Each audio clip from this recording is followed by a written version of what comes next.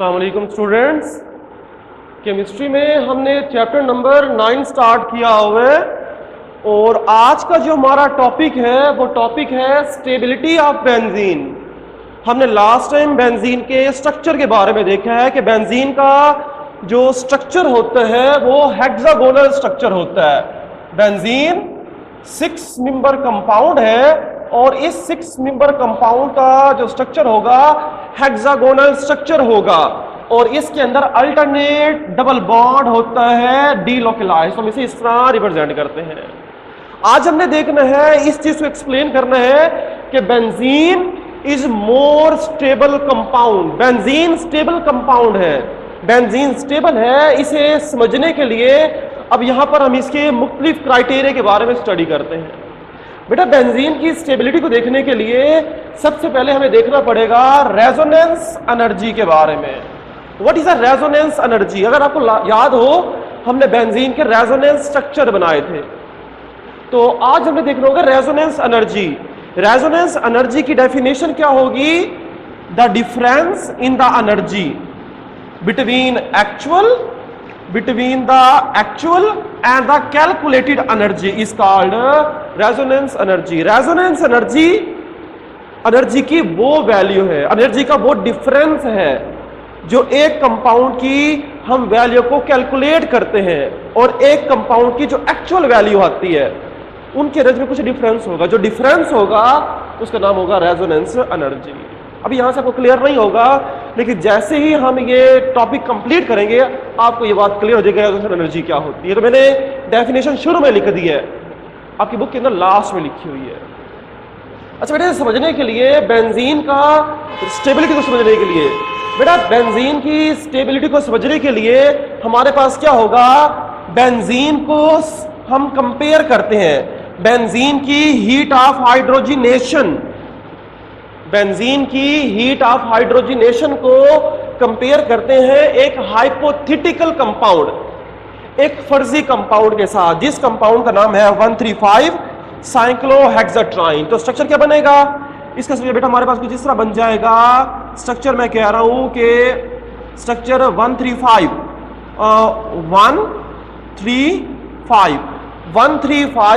साइक्लोहेक्साट्राइन, ये स्ट्रक्चर बनेगा इस कंपाउंड का। हाइपोथेटिकल कंपाउंड है, 135 साइक्लोहेक्साट्राइन है।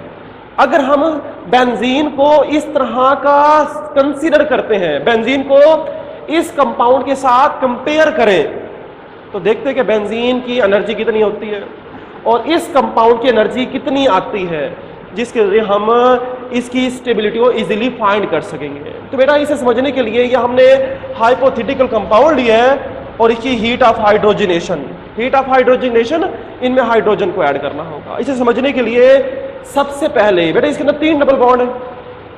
पहले हम बात करते हैं 1 डबल बॉन्ड। हेक्सागोनल कंपाउंड लेते हैं, 6 मेंबर कंपाउंड ले और इसमें सिर्फ एक डबल बॉन्ड हो। इसका नाम होता है साइक्लोहेक्सीन। बेटा ये साइक्लोहेक्सीन है, ये साइक्लोहेक्सीन है जिसमें एक डबल बॉन्ड होता है। जब इसकी हाइड्रोजिनेशन करते हैं, मतलब इसके अंदर हाइड्रोजन को ऐड करते हैं, तो बेटा ये इसका एक डबल बॉन्ड टूट जाएगा। एक बॉन्ड के टूटने से 2 हाइड्रोजन ऐड होंगे। In the presence of platinum double bond खत्म हो जाएगा और ये कन्वर्ट हो जाएगा साइक्लोहेक्सेन के अंदर, साइक्लोहेक्सेन। तो एक डबल बॉन्ड टूटने से हाइड्रेशन एनर्जी, हाइड्रोजिनेशन की एनर्जी की वैल्यू कितनी आती है? -119.5 किलो जूल पर मोल है। ये क्या होगी? इसे कहते हैं हीट ऑफ हाइड्रोजिनेशन। ये हीट ऑफ हाइड्रोजिनेशन है क्योंकि हमने हाइड्रोजन को ऐड किया है, तो यहां से जितनी हीट रिलीज होगी, माइनस का साइन है बेटा, एनर्जी रिलीज होगी, उसे कहते हैं हीट ऑफ हाइड्रोजिनेशन। एक बॉन्ड के टूटने से हीट ऑफ हाइड्रोजिनेशन कितनी होती है? 119.5 किलो जूल पर मोल। तो इसी तरह अगर कंपाउंड के अंदर 2 डबल बॉन्ड हो, अगर कंपाउंड के अंदर 2 डबल बॉन्ड हो, तो फिर उसके लिए हीट ऑफ हाइड्रोजनेशन कितनी होगी? बेटा कॉमन सी बात है, एक बॉन्ड तोड़ा तो हीट ऑफ हाइड्रोजनेशन थी -119.5 किलो जूल। अगर दो बॉन्ड होंगे तो हाइड्रोजन के दो मॉलिक्यूल ऐड करने पड़ेंगे, ये बॉन्ड भी टूट जाएगा, ये बॉन्ड भी टूट जाएगा और दोबारा साइक्लोहेक्सेन ही बनेगा। दो बॉन्ड टूटे तो अब बेटा हीट ऑफ हाइड्रोजनेशन कितनी होगी बेटा? जो पहली वैल्यू थी -119.5 इसे 2 से मल्टीप्लाई कर देंगे, डबल हो जाएगी ना। ये एक बॉन्ड के टूटने की वैल्यू है।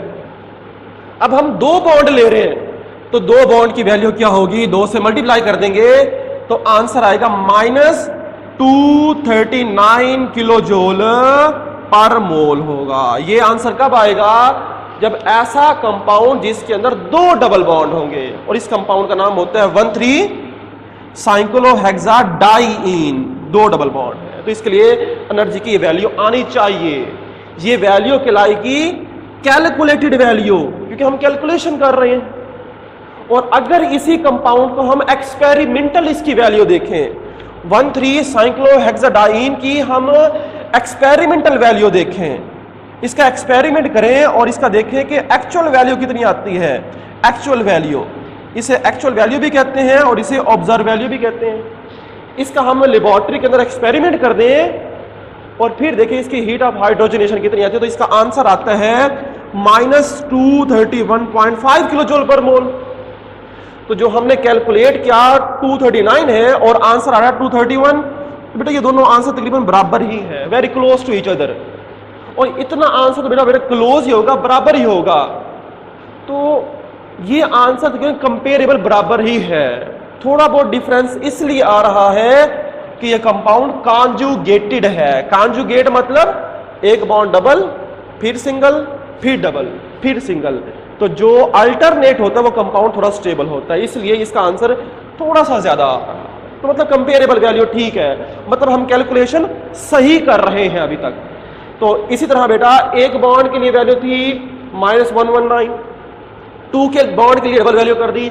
और इसी तरह अगर हम 3 डबल बॉन्ड, एक कंपाउंड हो जिसके अंदर 3 डबल बॉन्ड हो, इसका नाम होता है 135, मतलब ये पोजीशन होगी 1, 2, 3, 4, 5 और 6। एक बॉन्ड है 1 के ऊपर, एक शुरू हो रहा है 3 से, एक शुरू हो रहा है 5 से, तो 135-साइक्लोहेक्साट्राइन इस कंपाउंड का नाम है। और ये कंपाउंड बेंजीन जैसा है। हम नॉर्मली बेंजीन को इसी तरह का स्ट्रक्चर ड्रा करते हैं बेंजीन के लिए। तो फिर जो इसकी वैल्यू होगी बेंजीन की वैल्यू भी वही होनी चाहिए हमारी कैलकुलेशन के मुताबिक।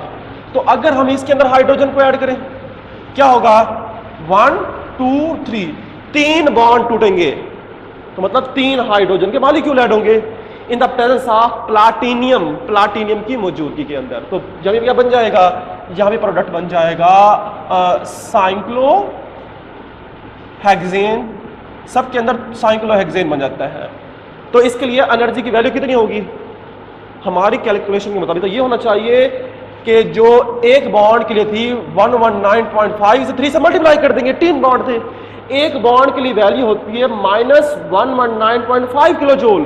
तो 3 के लिए कितनी होगी? 3 से मल्टीप्लाई कर देंगे तो इसकी हीट ऑफ हाइड्रोजनेशन आनी चाहिए -358.5 किलो जूल पर मोल आंसर आना चाहिए। ये हमारी कैलकुलेटेड वैल्यू है, कैलकुलेटेड वैल्यू जो हम कैलकुलेट कर रहे हैं ये आंसर आना चाहिए। बेंजीन का भी, क्योंकि बेंजीन का भी यही स्ट्रक्चर होता है, ये आंसर आना चाहिए क्योंकि बेंजीन लाइक ही कंपाउंड है। लेकिन जब बेंजीन की heat of hydrogenation experimental find की जाती है, लेबोरेटरी के अंदर बेंजीन का हाइड्रोजन से जब रिएक्शन किया जाता है तो हीट ऑफ हाइड्रोजनेशन, बेंजीन के जब 3 बॉन्ड टूटते हैं तो इसका एक्चुअल हीट ऑफ हाइड्रोजनेशन का आंसर आता है -208 किलो जूल पर मोल आता है।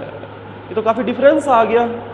जो मैं कैलकुलेट कर रहे थे, जो हम कैलकुलेट कर रहे थे कि एक बॉन्ड के लिए था -119.5, 2 के लिए डबल, 3 बॉन्ड के लिए ट्रिपल, और हम बेंजीन का स्ट्रक्चर ऐसे तो बनाते हैं, लेकिन वो कहते हैं नहीं, इसका मतलब ये हुआ बेंजीन का ये स्ट्रक्चर नहीं होता। बेंजीन का ये 135-साइक्लोहेक्साट्राइन बेंजीन का ये स्ट्रक्चर नहीं होगा। बेंजीन इससे भी ज्यादा स्टेबल होगी, और बेंजीन की वैल्यू आती है -208 पॉइंट किलो जूल। तो इन दोनों में डिफरेंस कितना आ रहा है? डिफरेंस बेटा सिंपल है, -358.5 को 208 से डिवाइड कर ले तो डिफरेंस निकल आता है 150.5 किलो जूल पर मोल। इस डिफरेंस को कहा जाता है रेजोनेंस एनर्जी। रेजोनेंस एनर्जी इसे कहते हैं रेजोनेंस एनर्जी, जो मैंने आपको शुरू में बताया था। Resonance energy is a difference of actual value and calculated energy. Actual energy and the calculated energy का जो डिफरेंस होता है उसे रेजोनेंस एनर्जी कहते हैं। बेटा बेंजीन के लिए रेजोनेंस एनर्जी की वैल्यू बहुत ज्यादा आ रही है, डिफरेंस बहुत ज्यादा आ रहा है। डिफरेंस जितना ज्यादा होगा उतना ये स्टेबल होगा। इससे ये मालूम होता है कि जो बेंजीन है इसमें जो 3 बॉन्ड होते हैं वो फिक्स्ड नहीं होते। एक्चुअली बेंजीन बहुत ज्यादा स्टेबल है। ऐसा क्यों होता है? क्योंकि इसके अंदर क्या होते हैं, डीलोकेलाइज्ड डबल बॉन्ड। बेंजीन के अंदर जो डबल बॉन्ड है वो डीलोकेलाइज्ड है, ऐसा फिक्स्ड नहीं होगा। इट मीन बेंजीन का हम ये स्ट्रक्चर सपोज नहीं कर सकते। बेंजीन में जो डबल बॉन्ड है वो डीलोकेलाइज्ड मूव करता रहता है और इसकी वजह से बेंजीन क्या होती है, मोर स्टेबल होती है। बेंजीन स्टेबल कंपाउंड है, इसकी रेजोनेंस एनर्जी ज्यादा आ गई। बेटा सिंपल ये 4 वैल्यूज हैं, चारों वैल्यूज को याद कर लो। इन सब की समरी हम इस ग्राफ में देखते हैं। यहाँ देखें वाई एक्सिस पोटेंशियल एनर्जी और ये तमाम साइक्लोहेक्सेन बनाते हैं। अगर सिंगल बॉन्ड होगा, एक बॉन्ड टूटेगा तो एनर्जी हीट ऑफ हाइड्रोजन से कितनी रिलीज होगी, -119.5 किलो जूल। अगर 2 टूटेंगे तो इस वैल्यू का डबल कर दिया, -231.1 किलो जूल होनी चाहिए। तो वो कहते डबल होना चाहिए, लेकिन हमारे पास कितनी आ रही थी, -231.5 किलो जूल आ रही है, एक्चुअल लिखी हुई है यहाँ पर। तो थोड़ा बहुत डिफरेंस। उसके बाद क्या होगा, तीसरा इसके लिए आंसर 358.5 किलो जूल आना चाहिए था। और जब हम बेंजीन के लिए देखते हैं तो एनर्जी इससे कम आती है। बेंजीन के लिए आती है -28 किलो जूल पर मोल आती है। तो इन दोनों का जो डिफरेंस होगा इसे रेजोनेंस एनर्जी का नाम देंगे। 150.5 किलो जूल पर मोल एनर्जी का डिफरेंस आता है इस कंपाउंड का बेंजीन से। अभी तक हम बेंजीन को और इस कंपाउंड को सेम समझते थे, तो सेम नहीं होगा। बेंजीन एक एक्स्ट्रा स्टेबल कंपाउंड है, तो बेटा ये इसका डिफरेंस निकलता है एनर्जी का। तो रेजोनेंस एनर्जी क्या होगा, अब आपको इजीली क्लियर होगा। जो हमने शुरू में डेफिनेशन देखी थी कि the difference of energy between the actual and the calculated value.